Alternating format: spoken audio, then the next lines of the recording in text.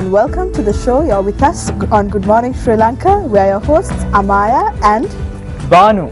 And it's a great Thursday morning, the 18th of July. Time is flying, isn't it, Banu? Of course, time is flying when it comes to Good Morning Sri Lanka because we have so many good moments flying throughout. So you don't really feel the time going, and you know, one and a half hours go like this. Of course, and we have a great show lined up for you today. Something that I feel is very essential for in today's day and age, because everyone needs to be aware of what we're going to speak about today, and everyone needs to know that they can take action, and this is something that can affect anyone's lives.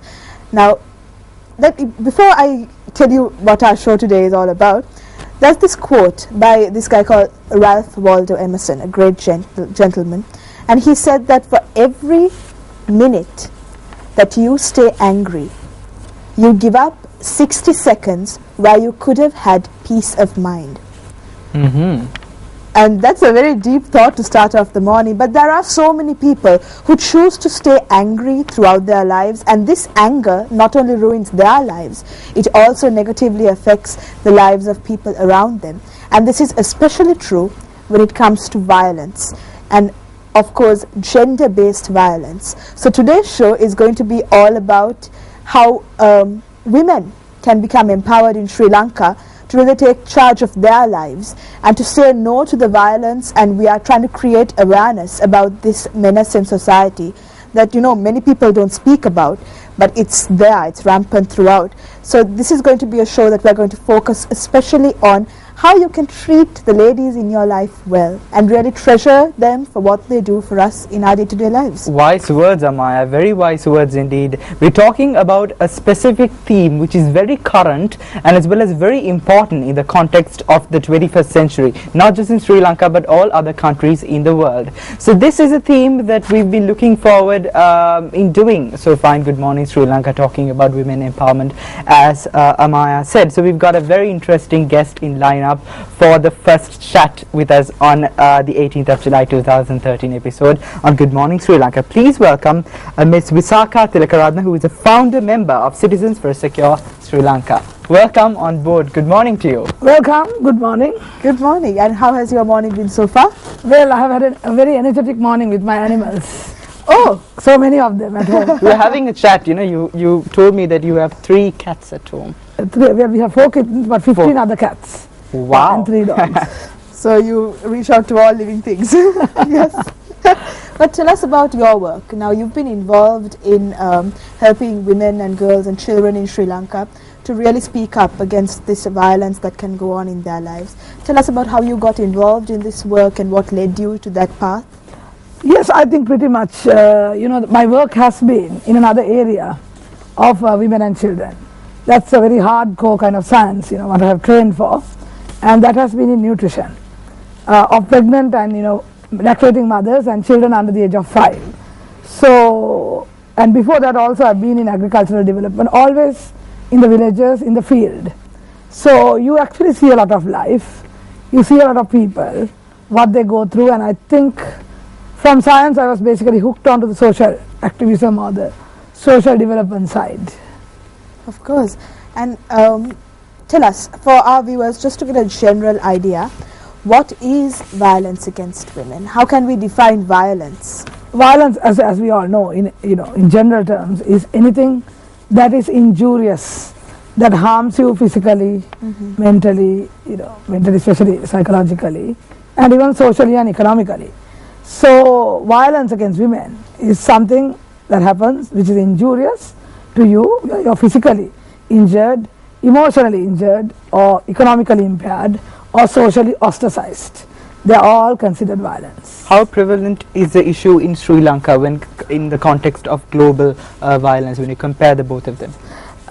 Sri Lanka recently was classified as the 9th most violent country in the world. Really? And that is if you exceed the number of 30 violent deaths per 100,000 population. Okay. You are considered a very violent country. So we have now gone into the ranks of the most violent classification, most unsafe countries, the 10 countries of the world. Why do you think that is?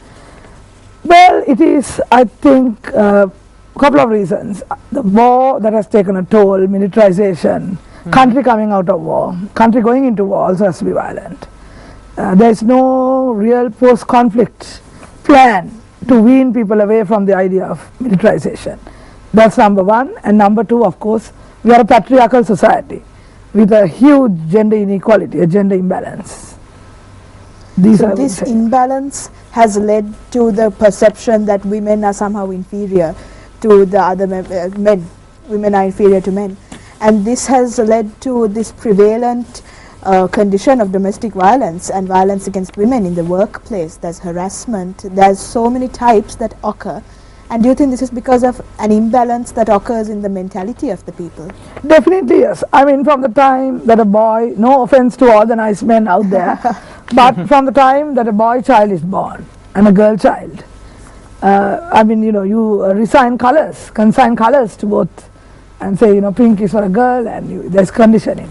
And girls can't, you know, play with machines, or, you know, I don't mean violence, but girls cannot play with cars or lorries or aeroplanes, and boys can't play with dolls. So it is the conditioning and the stereotyping that really is the root cause of the gender imbalance from the beginning. So I think the way we parent our children, the way we school our children becomes very important. What are the other demographic factors when you talk about? You said it's important that you don't really give out specific features, especially when you're a young girl or a boy. You don't really say, you know, play with dolls or play with you know, planes or whatever, cars or whatever. That really is a key interest when you're a kid. What demographic factors affect this occurrence in your opinion? Well, I think the population as a whole, of course, after the war and the mentality of losing life, I think there is a lot of expectation on the males again, because we are slightly 2% behind. Male population is 2% behind the female. Then there is tremendous hope that we regenerate, you know, our careers, our industry. So I think there is a lot of gender stereotyping that goes with that whole psychology, and also replacement of the population. You know, our fertility rate was down to the 1 point numbers, and now our expectation is that fertility or population increase will be rising again. So anyway, even though Sri Lanka is not as bad as some of our neighboring countries like India, where we don't have things like female infanticide, for instance, but still the expectations and the value of a male, the place that is given to a male is still somewhat higher, maybe in some areas. And I think demographically, if you're 2% behind, the males are 2% behind, into the future you get, you know, problems of, you know, marriage, finding partners, and it can get bigger and bigger if the chasm widens between the numbers. Now India faces a real problem because into the future it will have very few girl children in a way. There will be a huge gender gap, and that's going to again increase violence against women because there will be too fewer females to go around, and this has not been thought of in the social arena. So all of these factors come together, and they may seem small when you mention them, but they all play this major role in the life of a female and what comes out of it, of course. And if you can just, now we've spoken about statistics, but you've worked firsthand with some of these women and these children who have undergone domestic violence. Could you share some of their stories with us, anonymously of course, but just generally some of the stories that you've heard and that you've seen firsthand? Yes, I mean, some of the stories are very, very, very sad. I mean, I would like to relate one of the stories quite close to Colombo, in Vattala. There were many calls for help for this particular lady, woman. Her mother was, you know, overseas. Most of the family were overseas. And she used to be locked up in this house by the husband. No one could see her for days. And I mean, she was, you know, subjected to all sorts of unimaginable, and I'm sure you can imagine when I say unimaginable, inhumane treatment of very, very unhealthy, very unnatural behavior by the husband. She had many injuries on her mouth, for instance, and no one could get to her because he was really a monster. And finally, we decided that we would send, I don't want to talk about religion, but religious personnel to pay a casual visit and to try and enter the home. And even then, you never get away from the dependence, even if you are subject to violence. It's very difficult to wean women away from the domestic situation because of a lack of support services. When you come out, how do you become independent? We really don't have a one-stop shop to care for these women and children. So what do you do in the interim? If you come out, where do you go? Where do you turn to? It's called like the building of a car. Building of a car, you need the engine, you need the parts, you need the chassis, the body. So the package of services has to be built up as a set. And if you have to go from pillar to post for psychosocial assistance to one place, income generation or training to another place once you leave your husband, it's a very daunting feeling. So that is why many don't speak out, many don't want to look at another alternative. When we talk about school children, school daughters, for example, school girls, how does this implement? If they are having a small issue or any issue, regardless of how strong that is, what is the first step for that particular girl to go for in seeking help and going for the next step? It's a very good question. And I think in the absence of this package of services, we have it in fragments. You have counselors, for instance, school counselors. But unfortunately, I must be very frank here, school counselors are not really trusted by the children.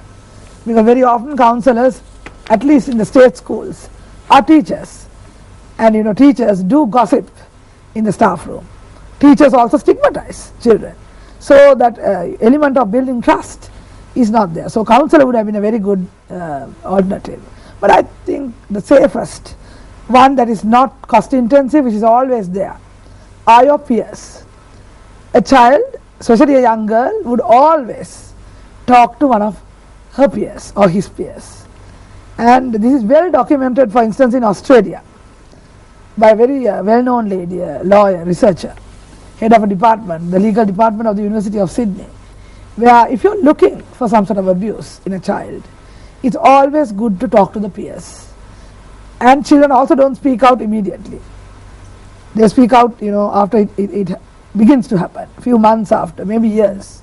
So it's always, most often, the peers that they would talk to. So if we have programs of life skills training, for instance, where peers are also ready to listen or to identify, I think that would be the cost-effective, sustainable way.